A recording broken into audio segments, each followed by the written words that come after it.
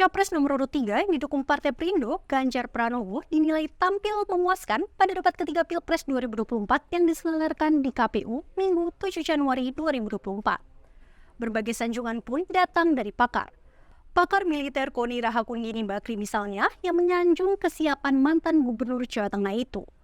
Menurutnya, Ganjar tampil paling siap di antara dua capres lainnya. Sementara, pengamat pertahanan dan keamanan Al-Araf menyebut Ganjar memperkenalkan slogan baru pada debat ketiga Pilpres kemarin.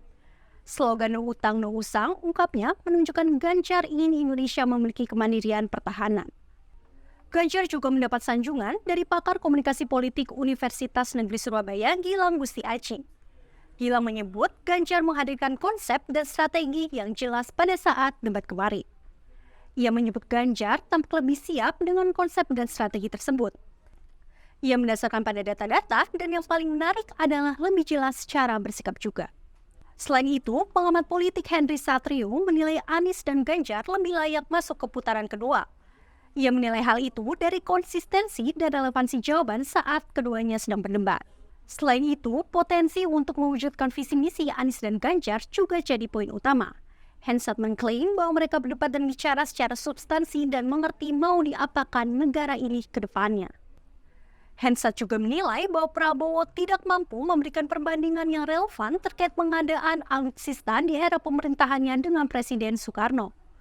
Di mana saat debat, Prabowo mengambil contoh Soekarno membeli pesawat bekas untuk pertahanan Republik Indonesia. Ikuti terus seluruh akun sosial media Sindonews dan simak terus perkembangan beritanya hanya di sindonews.com. Mas Anies gak usah takut. Disebut aja angkanya berapa gitu loh. Kayak saya gitu loh. Jangan di bawah 5, sebut aja berapa. 11 Mas, dari 100. Oke. Ini sedikit ngajari kendel Mas Anies biar berani. Apa yang kemudian saya lakukan dari jawaban saya untuk membela para TNI kita? Saya bersama mereka. Saya mendengarkan, saya berkeliling Indonesia, saya mampir bertemu di rumah-rumah mereka, di asrama-asrama mereka. Maka kami tidak mau kalau kemudian mereka, mohon maaf, bertempur dan mati sia-sia. Saya tidak rela. Dan selanjutnya kami persilakan calon presiden nomor urut 1 Bapak Anies Baswedan untuk bertanya kepada calon presiden nomor urut 3 Bapak Ganjar Pranowo. Waktu Bapak 1 menit, kami persilakan Pak Anies. Terima kasih Pak Ganjar. Pertanyaan ini terkait dengan kinerja Kementerian Pertahanan.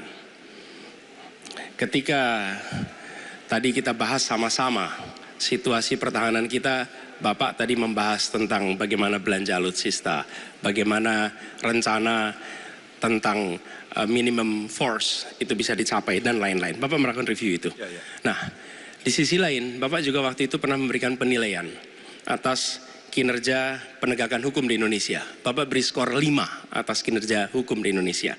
Pertanyaannya sekarang terkait dengan pertahanan, berapa skor yang Bapak berikan atas kinerja Kementerian Pertahanan yang dipimpin oleh Bapak Prabowo? Silakan Pak Ganjar. Baik, masih ada waktunya Pak Anies? Cukup Pak Anies? Cukup. Baik. Baik, langsung saja kami persilakan Pak Ganjar untuk menjawab pertanyaan dari Pak Anies. Waktu Bapak 2 menit dimulai ketika berbicara, silakan. 5 juga. Saya punya datanya dan kemudian akan saya sampaikan. Maka di meja saya sudah saya siapkan data satu persatu. Namun demikian Mas Anies, tentu saja ada yang ingin saya sampaikan dari apa yang tadi sudah saya utarakan. Ketika kemudian kita ingin membangun sistem pertahanan kita, maka dalam perencanaan kita tidak boleh gonta-ganti. Kita mesti ajak, mesti konsisten. Kedua, kita mesti mendengarkan betul-betul dari seluruh matra. Maka seluruh proses perencanaannya harus bottom up. Sehingga saya ketemu dengan seseorang berpangkat cukup tinggi, Pak, kalau Bapak kasih persenjataan kepada saya yang tidak saya butuhkan, sudah saya siapkan museum untuk saya taruh di sana. Situasi seperti ini tentu tidak mengenakan. Tapi ini harus kita buka apapun kondisinya untuk perbaikan bangsa. Kritik, otokritik itu menyehatkan. Tidak ada kok rasa dengki di hati saya. Yang ada adalah bagaimana rasa cinta tanah air ini mesti kita wujudkan. Agar kemudian kita betul-betul bisa menjadi negara kuat di banyak area dan kita berbicara di dunia internasional disegani. Bung Karno telah menyampaikan itu. Daulat politik itu wajib. Berdikari dalam bidang ekonomi mesti dituju. Dan kita punya kepribadian dalam kebudayaan. Sekarang daulat ekonomi pertahanan kita mesti kita tunjukkan. Maka ketika banyak perusahaan-perusahaan waktu itu yang sangat strategis dibikin, itu mimpi sejak dari lama pendiri bangsa agar kita menjadi negara kuat. Dan itulah yang sebenarnya kita-kita yang harus meneruskan itu. Begitu Mas Anies. Ya, makasih Pak Ganjar. Cukup Pak Ganjar, baik Pak Anies. Silakan menanggapi jawaban dari Pak Ganjar, waktu 1 menit Pak Anies, silakan. Jadi TNI, tentara kita, polisi kita, semua bekerja luar biasa di lapangan. Kita harus berikan rasa hormat dan terima kasih. Karena mereka mengerjakan hal-hal yang sulit, hal-hal yang berat. Tapi sisi kebijakan menurut saya lebih parah. Kenapa? Di era Pak SBY, kenaikan gaji terjadi 9 kali. Selama era ini hanya bernaik gaji 3 kali dan akan naik nanti tahun depan. Karena menjelang pemilu mungkin naik gajinya. Tapi di sisi lain, kesejahteraannya tidak dipikirkan dengan serius. Tukin hanya 80%. Lihat Kementerian Keuangan, lihat Kementerian PUPR. Menteri-menterinya mengusahakan peningkatan tukin di mereka. Lalu kita lihat tadi alutsista yang bekas, yang itu resikonya adalah keselamatan dari TNI kita. Mereka bekerja keras menjaga setiap jengkal tanah Republik ini. Tetapi mereka tidak didukung dengan policy. Karena itu menurut saya skornya justru di bawah 5 Mas Ganjar.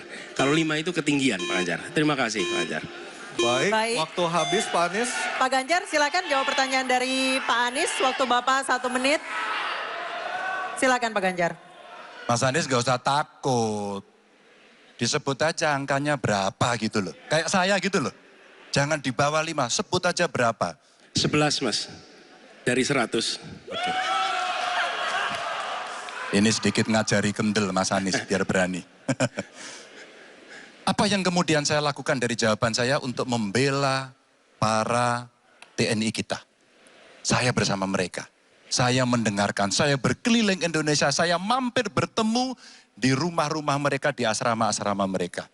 Maka kami tidak mau kalau kemudian mereka, mohon maaf, bertempur dan mati sia-sia. Saya tidak rela. Maka itulah yang saya bela. Maka perencanaan bottom up itu betul-betul sebuah perencanaan yang mereka inginkan. Mereka harapkan dan mereka bisa menggunakan dengan sangat efektif. Termasuk pada soal kesejahteraan tadi yang disampaikan. Dan saya sepakat pada soal itu. Baik, terima kasih.